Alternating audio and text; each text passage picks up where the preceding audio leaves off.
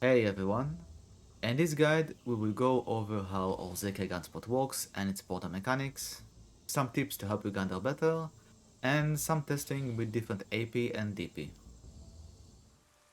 Okay, so first how to get there. You can open the Monster Zone info tab and search for Orzekea, then it will show you the way there, or click on the arrow icon on the map and it will do the same thing. After you go to the Ancient Stone Chamber, interact with the NPC and choose Orzekea. After you got in, then move forward until you reach the grind spot. To enter the Marni Room, you need Mana Fragment, which you can buy from this NPC outside the spot. If you don't have a lot of maids, you can also stay outside the Marni Room and sell your trash loot directly to the same NPC. There's one important difference between grinding outside the Marni Room and inside the Marni Room, is that the regular monsters appear to respawn a bit slower inside the Marni Room. This isn't very noticeable with low AP, but it is with higher AP. So if you are clearing the regular mobs and always need to wait for them to respawn, then it's better for you to grind outside the Marni Room when possible. Okay, so how the grind spot works.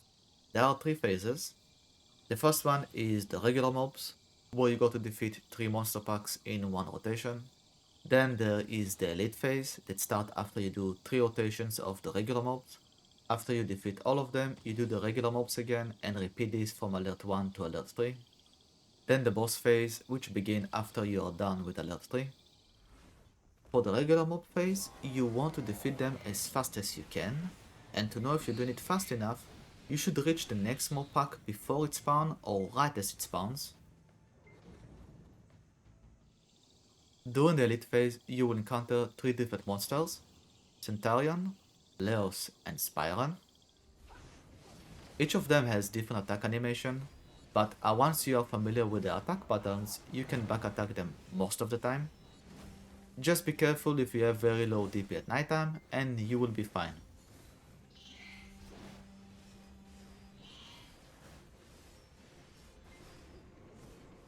You can still do it with low DP at nighttime, since the attacks are heavily telegraphed and relatively easy to avoid as long as you pay attention.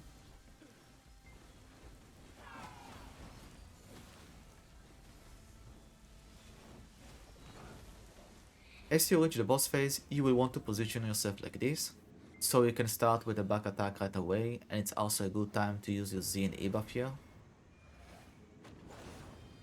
Similar to the elites, it got telegraphed attacks that are not difficult to avoid, and once you are familiar with them, you can back attack the boss most of the fight and finish it quickly.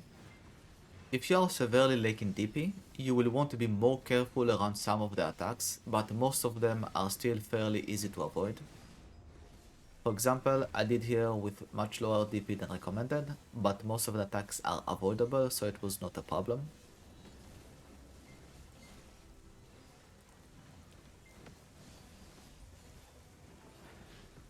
After the boss is defeated, a blue orb will spawn. It automatically attacks the monster packs during the next cycle, helping you clear them faster.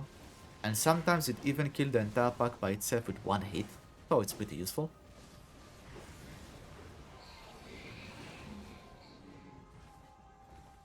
I did some testing with around 1600 total AP, which is around AP cap for the spot, and compared it to around 1900 total AP. And based on my testing, the Alketa boss monster doesn't appear to be affected by the same 5% AP cap as the regular monsters.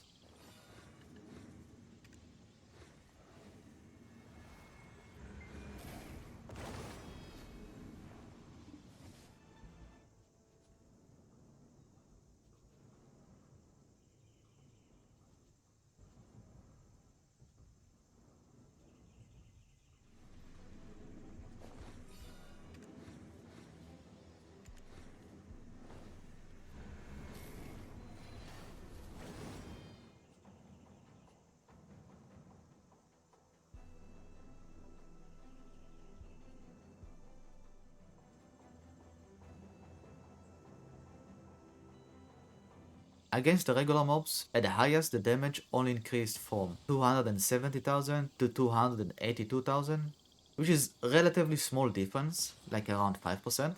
But against the Alketa, the same attack using Z-buff and E-buff went from 312,000 to 461,000, which is much higher damage increase compared to the regular monsters. So even though the regular mobs are affected by the AP cap, having more AP can still noticeably increase your damage against the Alketa boss monster and make your grind slightly faster. You can expect to get around 16,000 trash loot with level 2 loot scroll, and around 24,000 with Agris. Beside the trash loot, a lot of your silver also come from the other drops, the Gem of Void, Debo and Sealed Black Magic Crystal, and it can reach to around 3 by an hour depending on the market prices for those items.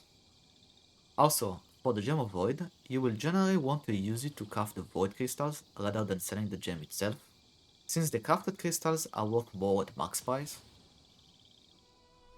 That's all pretty much about the Orzekea grind spot. Thanks for watching, and I will see you in the next one.